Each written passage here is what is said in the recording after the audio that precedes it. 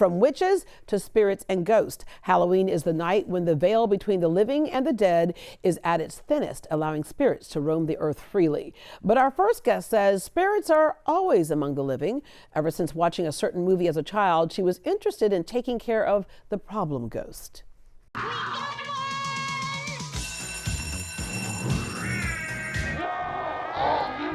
It's the Stay Puft Marshmallow Man. Are you a god? No. Today, Amy Lee is a professional paranormal investigator helping people to rid their space of harmful spirits. Using modern technology, she and her team of paranormal experts can see and communicate with the ghost. Take a look. Why is it warm at the end of the hallway in a cold open area? It's a great question, isn't it? He's moving all over there. You can see the red moving.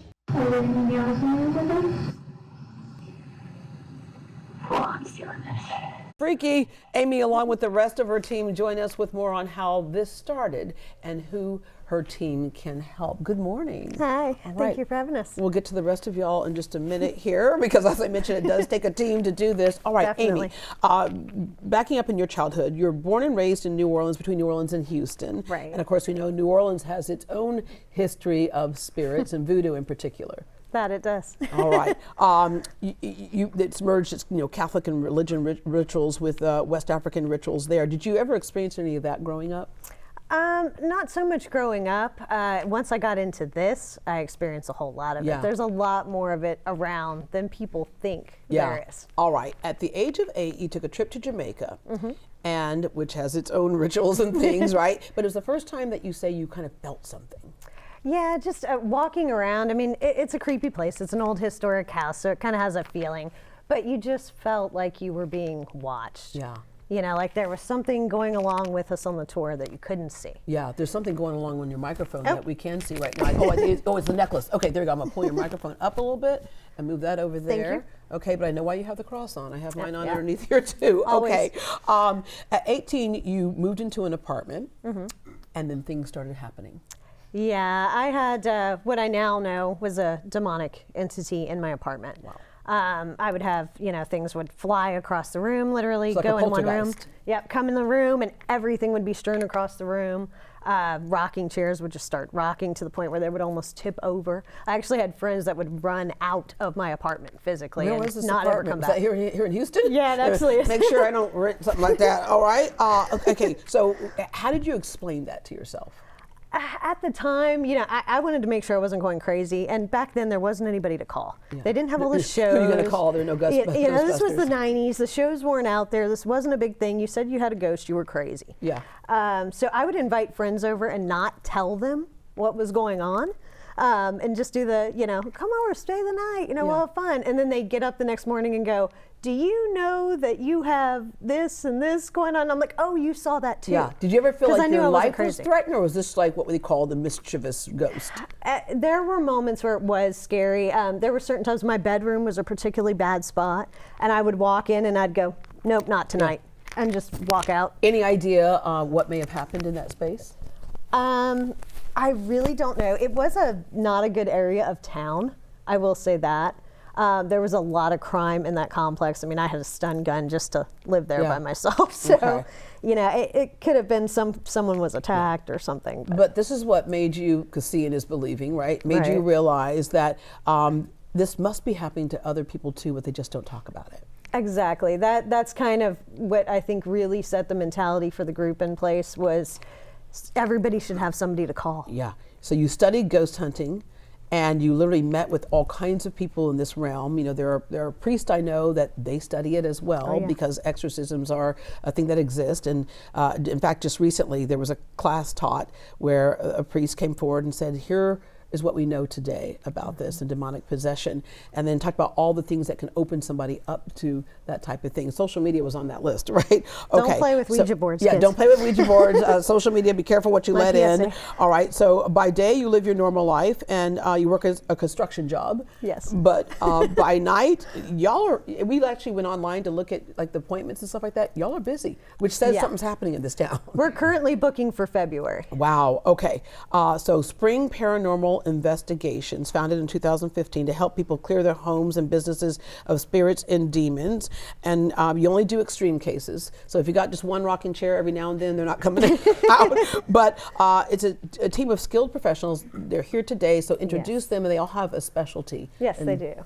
So this is Lynette Kors. She's our full trance medium. Think of Lorraine Warren, basically that level of gifts and ability. She's incredible.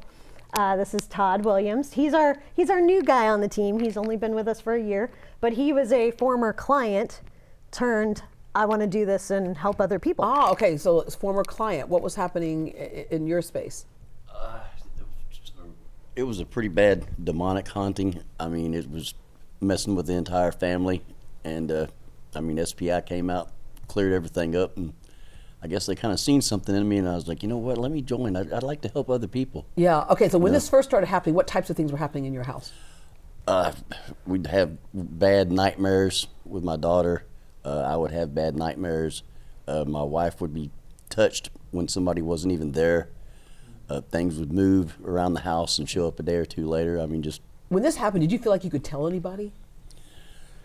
Well, people kind of look at you like you're crazy. Yeah. When you say something like that. Because crazy stuff was happening in your house. All right. Our next team member? That would be Michelle Myron. She's been with me for a very long time. She is a sensitive, and she's got a lot of just great kind of occult specialty. She's really good with stones and rocks and all that natural stuff. Yeah, when you say stones and rocks, because we'll say that everything has vibration, has energy. So is that the type of thing that you look at? Yeah, so crystals and things like that. Yeah. So like maybe some things that have the wrong vibration that should be removed from your house, and other things that should be added. yes, Okay. So my birthstone's emerald. How do you feel about that? I like emerald. Yeah, like diamonds. Yeah. You like diamonds? Mm-hmm. Okay, I like you. All right. All right. And next we have. That's Christopher Peterson, who is also my husband, by the way. I kind of pulled him into this. You kind of poor pulled guy. him into this. All right.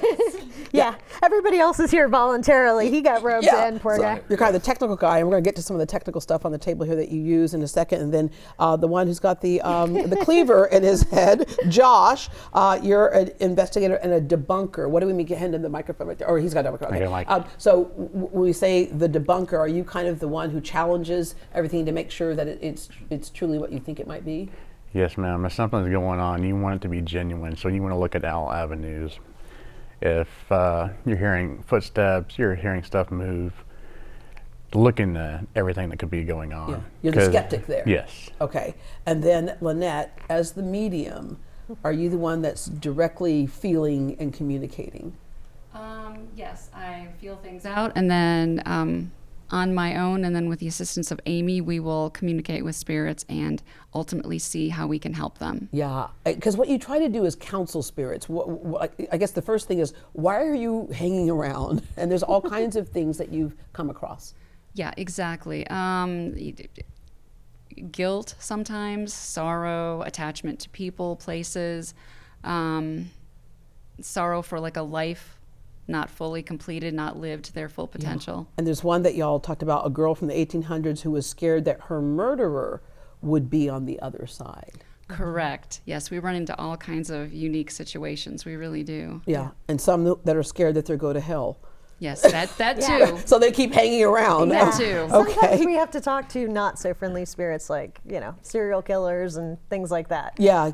But not all spirits are evil or bad. Correct. In fact, there's a term you have for completely harmless spirits, and what is that?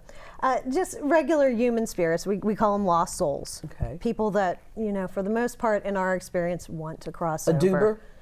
Yeah, a doober. Now that's a cryptid term. Okay. So that's a whole nother thing. I think one of the things that has challenged this idea of ghost hunting, or changed this idea of ghost hunting, and we've seen them in shows and stuff like that, is that we have a better understanding of energy and then the technology that we have here. So go through some of the things on the table that y'all use. And so we can start with right here, these two yellow things. Okay, so the one there on the table in the front, that is a digital thermometer. You can actually pull the trigger on that, and I can aim it across the room. So if somebody's on the other side of the room, they say it's feeling cold over here, and we have a drastic change, I can aim the laser and get the temperature on the other side of the room. Okay. This one here is our thermal camera. That's a fun little gadget where we can actually pan it around the room, see if there's something that's hot that shouldn't be. So Christopher, that's what you will use Yeah. Okay, see something, yeah, different temperatures in the room, because technically if you don't see something, there shouldn't be a different temperature, right? Okay. We've got the little device there. It kind of looks like a pen. That is a handheld laser grid that you can just aim at something, kind of put a little grid map on the floor. Okay. The big round device there, that of course is a REM pod. They measure EMF. That one also measures temperature. Okay. So it just depends where they are around the device and the antenna. And we have our crosses, so we get that right there. What's up with the teddy bear on the end? So that is a Boo Bear. It's a specialized EMF detector to attract child spirits. Oh. They can come up, they can give it a little hug or squeeze, and the lights turn red. So When we that know happens. they're interacting. Okay, I'm going to end with, every time I move into a new space that somebody has lived in before, I just sage it. I say some prayers, throw some holy water, just to right. But is that a good practice for people to do, just to kind of bring in goodness into the home? So if you're initially moving in, it's great. Yeah. If you're having a problem, a lot of people will try to take care of it themselves first. Oh, let me go sage the house, Yeah. and that'll get rid of it. Yeah. Sage does not, in our experience, remove entities. Okay. It promotes good energy, nothing wrong with that, but Yeah. if you have an angry spirit who's unhappy with you and you go around saging the house, he might get unhappier. Oh, and happier. Okay, And it so may yeah, cause a bigger problem. Don't engage or challenge them is your Right. biggest advice there. All right. Well, thank you for opening our eyes to this. If you got something going on at your house, they might need to come in and take care of it. For more information on Amy Lee and the Spring Paranormal Investigations team, visit greatdayhouston.com and we will connect you.